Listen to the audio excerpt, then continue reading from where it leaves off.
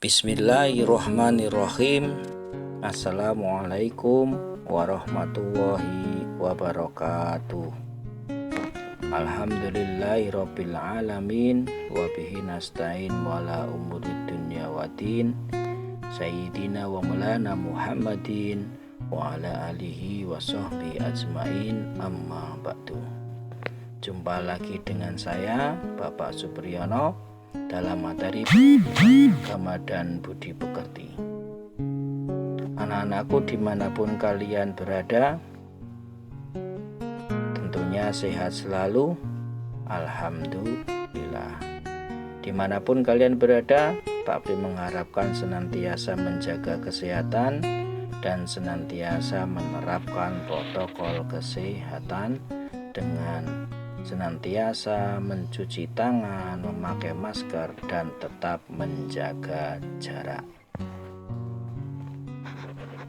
Pada kesempatan pagi hari ini kita akan membahas yaitu tentang indahnya kebersamaan, tentang sholat berjamaah bab keempat pada pertemuan yang kedua.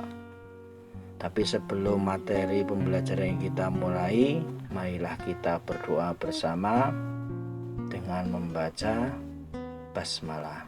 Bismillahirrahmanirrahim. Raditu billahi robba wa bil islami dina wa bi muhammadin nabiyyan wa rasula. Rabbi zidni ilma warzuqni fahma. Amin. Mudah-mudahan dengan membaca doa tadi kita senantiasa diberi kemudahan, senantiasa diberi kefahaman di dalam materi yang akan kita pelajari bersama. Adapun kompetensi dasar yang akan kita pelajari pada pagi hari ini yaitu memahami tata cara sholat berjamaah. Adapun tujuan pembelajaran setelah nanti kita belajar bersama, maka diharapkan ananda sekalian mampu menjelaskan tata cara sholat berjamaah, mampu mempraktekkan sholat berjamaah. Nah, di dalam materi yang kita pelajari pada pertemuan yang pertama kemarin, kita sudah membahas tentang makna sholat berjamaah, sehingga ananda sekalian sudah mengetahui apa yang dimaksud dengan sholat berjamaah, sudah mengetahui tentang ketentuan sholat berjamaah, syarat rukun tentang sholat berjamaah. Tapi materi yang kita pelajari pada pagi hari ini yaitu tentang tata cara. Nah, di dalam tata cara sholat berjamaah itu perlu diperhatikan hal-hal tentang sholat berjamaah. Yang perlu diperhatikan di dalam sholat berjamaah itu apa? Yang pertama yaitu sholat berjamaah diawali dengan adzan dan iqomah, atau iqomah saja kalau memang waktunya enggak ada. Yang kedua adalah barisan sholat atau shaf. Shaf di belakang imam itu diisi oleh jamaah laki-laki, sementara jamaah perempuan itu di belakang jamaah laki-laki. Nah, perlu diketahui bahwa shaf barisan di dalam sholat berjamaah itu menjadikan keutamaan. Maka buatlah di dalam sholat berjamaah itu setidaknya shafnya itu harus lurus, harus rapi, harus rapat. Ketika tidak ada pandemi, ketika ada pandemi COVID-19, maka shaf barisan dijarak. Nah, kenapa itu perlu diperhatikan? Seperti hanya tadi Pak Pri mengatakan bahwa shaf barisan itu menjadikan keutamaan di dalam sholat berjamaah.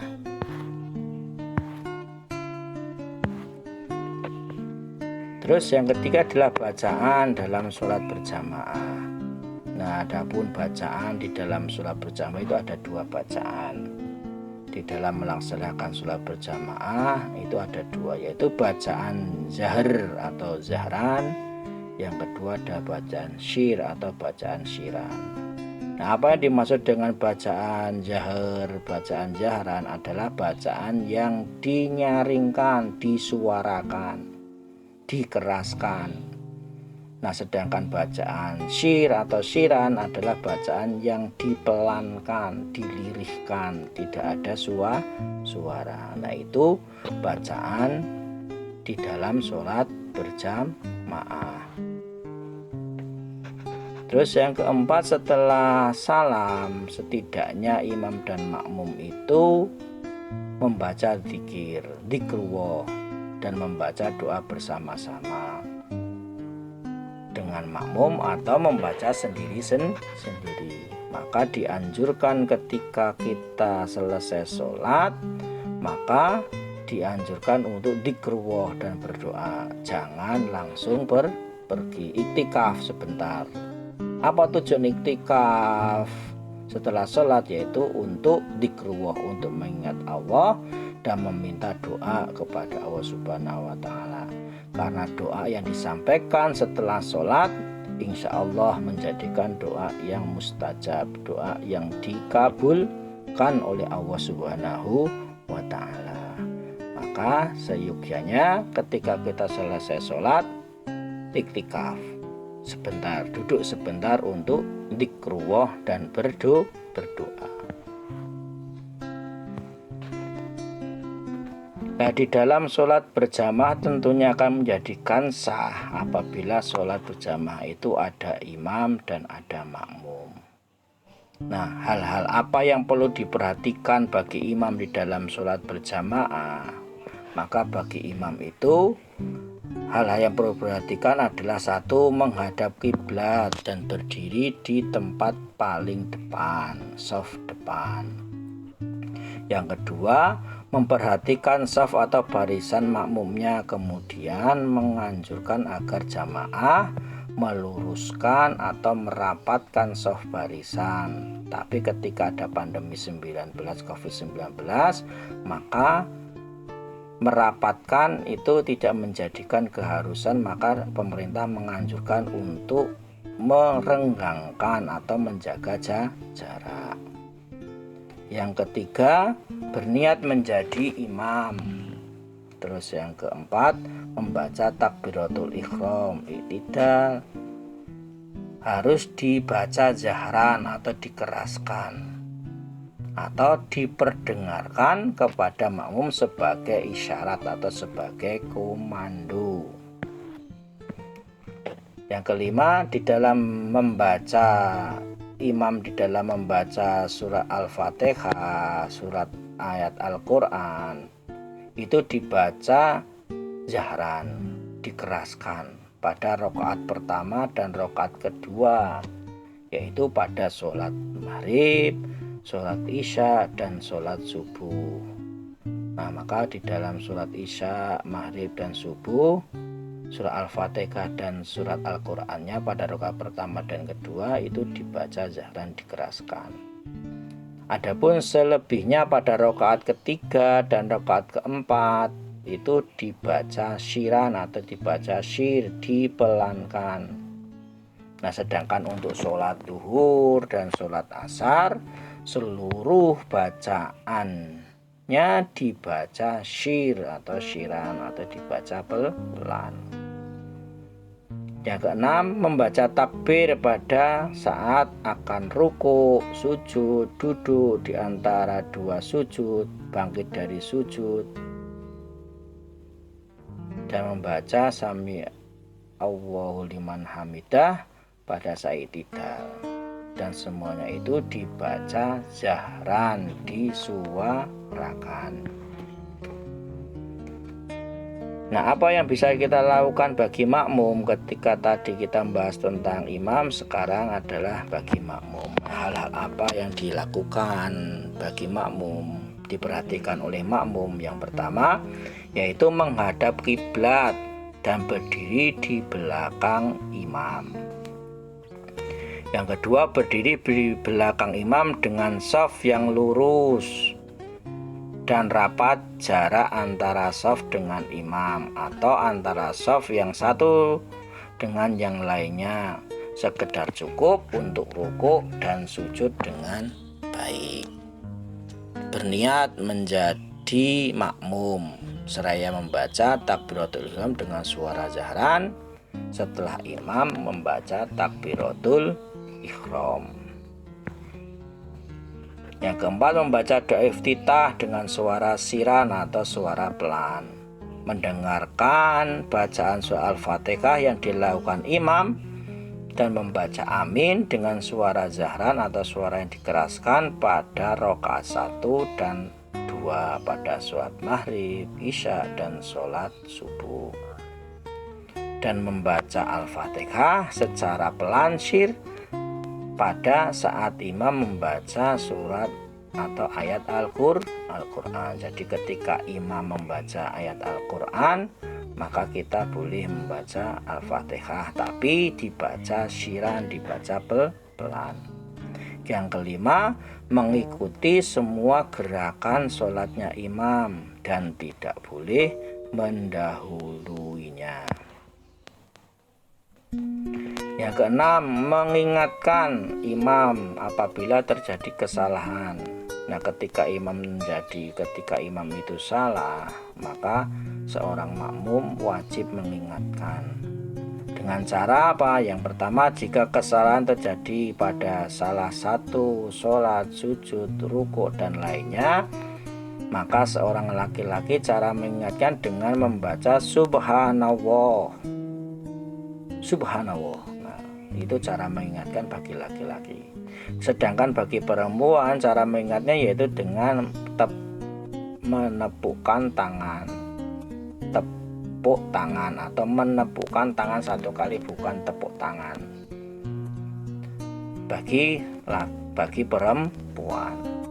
Nah, yang kedua, jika kesalahan pada bacaan Fatihah, surat Al-Quran, maka cara mengingatkan adalah dengan membenarkan bacaan yang seharusnya. Terus yang ketujuh, apabila imam batal di dalam sholat berjamaah dan imam harus mengundurkan diri, maka posisi imam yang kosong diganti oleh makmum yang ada di belakangnya. Jadi ketika makmum batal, ketika imam batal, maka imam itu harus mengundurkan diri dan diganti oleh makmum di belakangnya maju satu langkah untuk menggantikan imam.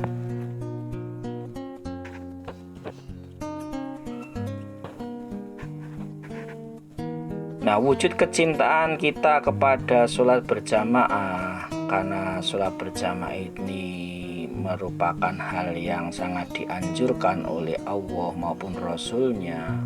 Kalau kita mengingat bahwa keutamaan sholat berjamaah itu lebih utama dibandingkan dengan sholat sendiri, di mana Allah menjanjikan 27 derajat.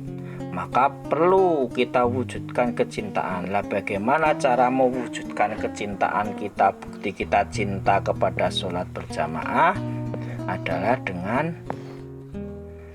ketika masuk waktu sholat segera menuju ke masjid. Untuk apa? Untuk mengumandangkan adzan atau mendengarkan adzan dan menjawab adzan. Yang kedua, ketika mendengar adzan itu dianjurkan segera menuju ke masjid, maka bersegeralah ke masjid untuk melakukan sholat. Yang ketiga, mengajak teman-temannya untuk berjamaah. Yang keempat, suka menjalin silaturahmi antara sesama di masjid, karena keistimewaan atau keutamaan di dalam sholat berjamaah menjadikan ukhuwah Islamiyah, tali silaturahmi. Yang kelima, senang mendatangi majelis taklim untuk menuntut ilmu agama. Tidak suka membeda-bedakan status sosial seseorang karena kedudukan sama di hadapan Allah di dalam sholat berjamaah, di mana di dalam sholat berjamaah itu kedudukan manusia itu sama, yang membedakan hanyalah ketakwaannya. Yang kedua, taat kepada pimpinan selama tidak melakukan kesalahan. Apabila pimpinan salah, kita wajib mengingatkan dengan jalan yang benar. Seperti tadi saya jelaskan bagaimana cara mengingatkan pimpinan, yaitu mengingatkan imam.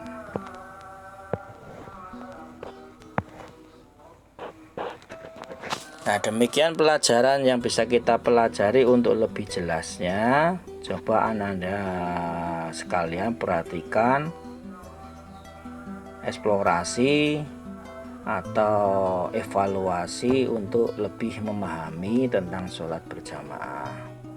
Tugasnya adalah, yang perlu Anda sekalian selesaikan adalah bersama keluarga Anda sekalian mendiskusikan tentang ketentuan sholat berjamaah.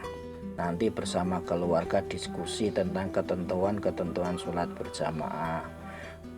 Apa yang dikerjakan yaitu, 1. Buatlah denah sholat berjamaah bersama keluarga di rumah Anda sekalian. Jadi nanti kamu buat denah gambar di mana letak imam, di mana letaknya makmum laki-laki, di mana letaknya makmum perempuan, digambar denah. Nah, setelah membuat denah, lalu yang kedua, buatlah draft tata cara sholat berjamaah bagi imam dan bagi makmum. Nah, kamu tulis hal-hal apa yang dilakukan imam, hal-hal apa yang dilakukan makmum, buat draft. Tulis di buku tugas, di buku tugas PAI.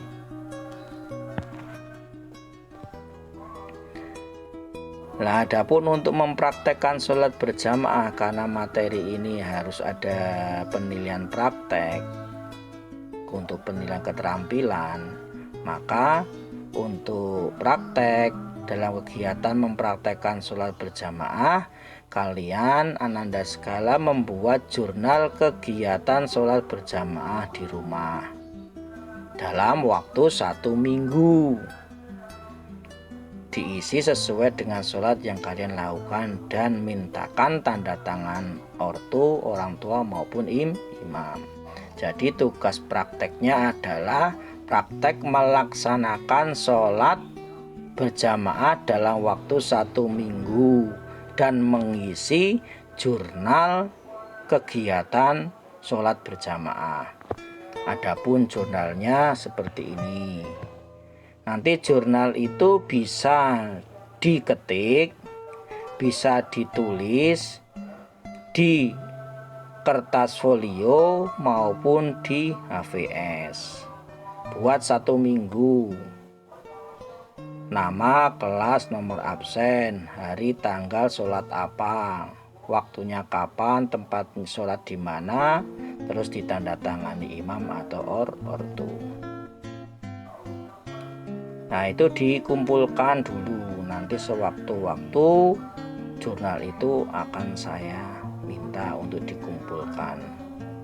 Jadi tugas praktek adalah mempraktekkan kegiatan sholat berjamaah di rumah dengan mengisi jurnal 1 minggu. Seperti itu. Oke, dapat dipahami semuanya? Silahkan dikerjakan dengan sebaik-baiknya, diisi dengan penuh kejujuran, karena Allah itu mencintai orang yang jujur. Nah, demikian pelajaran yang bisa saya sampaikan. Sebelum saya akhiri, Pak Pri mengingatkan, baik dan tidaknya manusia di mata Allah Subhanahu wa Ta'ala tergantung daripada sholatnya. Karena sesungguhnya sholat itu menjaga perbuatan keji dan mungkar. Maka saya mengharapkan untuk senantiasa melakukan sholat, jangan meninggalkan. Terutama melakukan sholat berjamaah, karena sholat berjamaah itu lebih baik daripada sholat sendiri. Dan ingat bahwa baik tidaknya manusia itu tergantung dari sholatnya. Amalan yang paling baik adalah amalan melakukan sholat, amalan sholat. Maka camkan, lakukan, kapan lagi kita mau melakukan sholat, atau nunggu kita disolati? Tentunya tidak. Mulailah dari sekarang, ayo kita melaksanakan sholat dengan sebaik-baiknya, karena kalau kita ingin menjadi manusia yang baik, maka sholatlah yang baik. Demikian pelajaran yang bisa kita pelajari. Mari kita tutup bersama dengan bacaan hamdalah bersama. Alhamdulillahirabbil alamin. Sebelum saya akhiri, untuk pelajaran selanjutnya yaitu kita akan mempelajari tentang tarikh, yaitu sejarah perjuangan Nabi periode Mekah dan periode Madinah. Dari saya sekian, kurang lebihnya mohon maaf. Assalamualaikum warahmatullahi wabarakatuh.